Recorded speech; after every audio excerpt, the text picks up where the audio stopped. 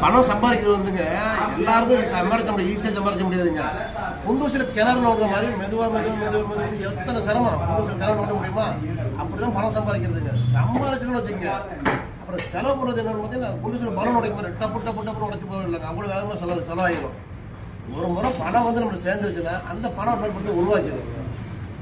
கொஞ்சமாக சேர்த்து ஆரம்பிச்சுன்னா அதை வரதான் நம்ம சீக்கிரமாக இருக்கணும். வந்துச்சுன்னா அது எங்கே இருந்தோ கொண்டு வந்து சேர்த்துடும் நம்ம பணத்தை. பணம் சேமிச்சு வச்சுங்க. செலவு பண்ணுறது ரொம்ப எளிமையாக செலவு பண்ணி போகலாம். செலவு பண்ணுறதுன்னு வச்சுக்கோங்க, நமக்கு எது தேவை நம்ம முதல்ல முடிவு பண்ணிக்கணும். தேவைக்கு கண்டிப்பாக செலவு பண்ணி தான் ஆகணுங்க. நீங்கள் போய் பிராண்டட் சட்டை தான் எடுக்கணும்னா அது செலவு ஆக தான் செய்யும். தலைமுறைக்கு நாகரிகமான செலவு பண்ணிக்கலாம். அது தேவையான செலவு. பயணிக்கலாம். அவங்க வீட்டில் கார் இருக்குங்க, வண்டி நிப்பாட்ட இடம் இருக்காதுங்க. கார் வாங்கி ரோட்டில் நிப்பாட்டுவாங்க. அதெல்லாம் தேவையில்லாத செலவு. இந்த மாதிரி மக்கள் செலவு பண்ண ஆரம்பிச்சுட்டாங்கன்னா அப்புறம் கடன் தாங்க.